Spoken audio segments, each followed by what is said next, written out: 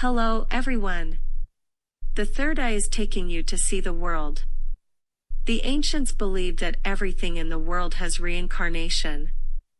An ancient book, the Classic of Mountains and Seas, also known as Shan Hai Jing, is a Chinese classic text.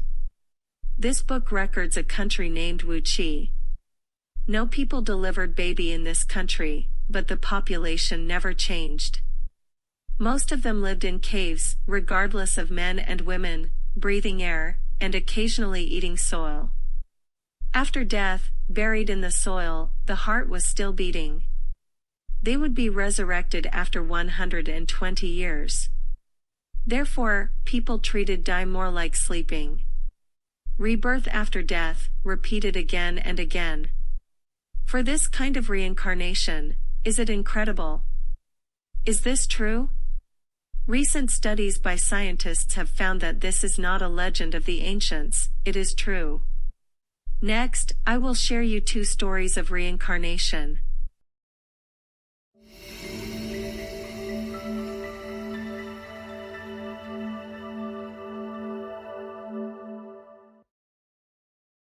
Bhutan is a small country in the eastern Himalayas with population of 750,000, one of the least densely populated countries in the world.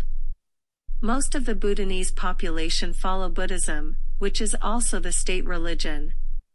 Because of faith, Bhutanese who are not materially wealthy, but they are simple and happy.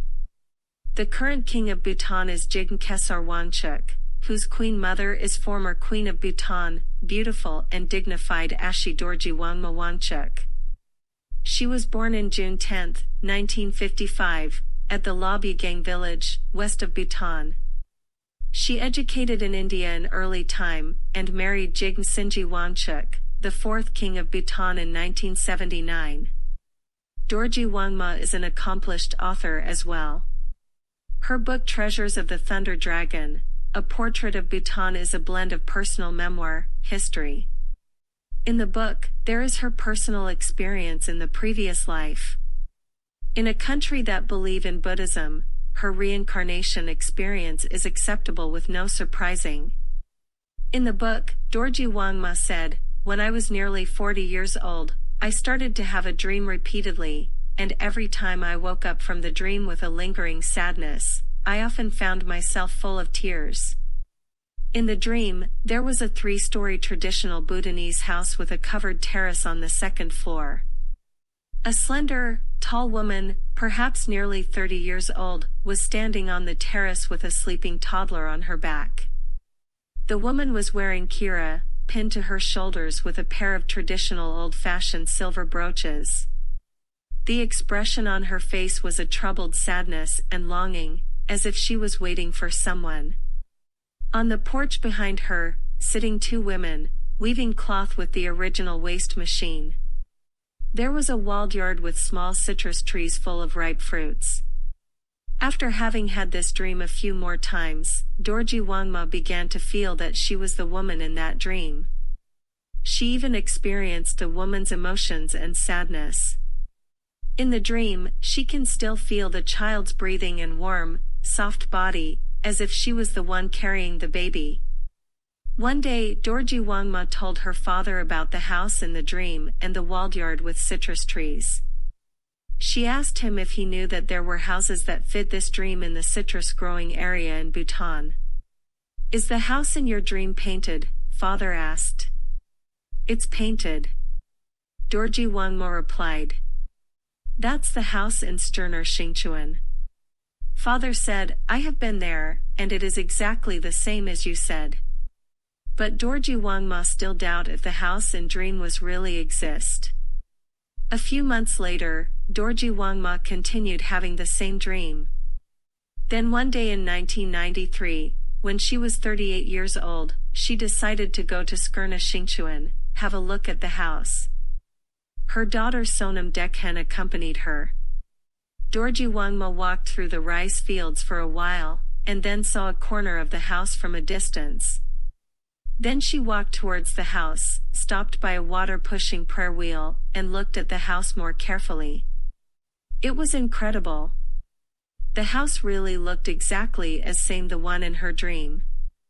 A nice woman stood behind the house, perhaps nearly 60 years old, with a nun's crimson robe. Dorji Wangma felt she looked so familiar. "Have we met before?" she said, stopping to greet the nun. "No, we have never met," Nun replied, and invited her into the house for tea. The nun told Dorji Wangma that she was born in this house and now lived here with her son's family. After she had been a widow, she became a nun, which is common in Bhutan. Dorji Wangma walked upstairs to the second floor. She looked out from a narrow window and saw that there were only 2 old citrus trees in the yard, hanging a few shriveled fruits. The fence of the yard had fallen down, but a corner of the wall remained unchanged, and the rest of the debris was scattered everywhere. Suddenly, she felt melancholy. Daughter Sonam Dekhen felt something wrong and asked Dorji Wangma, "What's the matter?" "That's the citrus tree I saw in the dream. Why is it so desolate and dilapidated?" Dorji Wangma whispered to her. The nun went to entertain them with refreshments and brought butter tea and saffron rice. Dorji Wangma sat there silently, felt tangled and not sure if she could ask further questions. Finally, she couldn't help but asked, "Is there a mother who died at a young age here?" The nun answer was simple, "My mother died at the age of 31, when I was only 3 years old." This was the age of the mother and kid in her dream. Dorji Wangma asked how her mother died. The nun said, "She died of smallpox, the main killer of Bhutan in that era." The nun told her that her mother had only taken her body out of the grave for cremation about a year later after her death, because people believed that cremation of smallpox patients might spread infection. All this happened more than 50 years ago. Is it possible that the child carried on the back in the dream lives in this house now? Dorji Wangma didn't say much, but asked the nun to take her around to other rooms in this house. She saw granddaughters of the nun. They were smart and beautiful. She saw the terrace on the second floor. No one was weaving there now, but she saw the holes that fixed the original waist knitting machine. The nun told Dorji Wangma that when she was a child, weavers worked there. The only difference from what she saw in the dream was the balcony railing. As if seeing my mind, the nun took the initiative and said that the old railing was replaced a few years ago. Finally, they went upstairs to the 3rd floor and came to the scripture hall. Dorji Wangma made 3 kowtows in front of the Buddha statue, then left. At that time, she saw an old brass telescope lying on the windowsill. She picked up the binoculars. Across the river, on the high mountains, she found Robugang, the village where she was born. Heaven arranges everything. At that time, in Dorji Wangma's heart, she believed this was the family of her previous life, but she didn't tell them anything about the dream. She has never been back to Stern or Xingchuan, nor met anyone of that family. But the problem was lingering. Did the sad woman in the dream had prayed to be reborn in Robugang, the beautiful little village facing her house? After the death suffering from smallpox, did she actually reborn in Robugang after 20 years? Can this be said to be just a rare coincidence? Obviously, Dorji Wangma believes reincarnation. In her book, she wrote, "Among all the ceremonies, the Bhutanese believe that the most important is the funeral, because the funeral not only marks the passing of a soul, but also the beginning of its journey towards rebirth." She thinks that people have to go through many rebirths. We believe that. We cannot predict when and where we will be born again, but the quality and nature of a person's next life can be determined by the merits accumulated in his previous life, at least to a certain extent. This includes whether he is pious, compassionate, or not. Be kind to others in daily life. The most evolved people are those with a particularly pure mind, and they eventually achieve nirvana without the need for rebirth.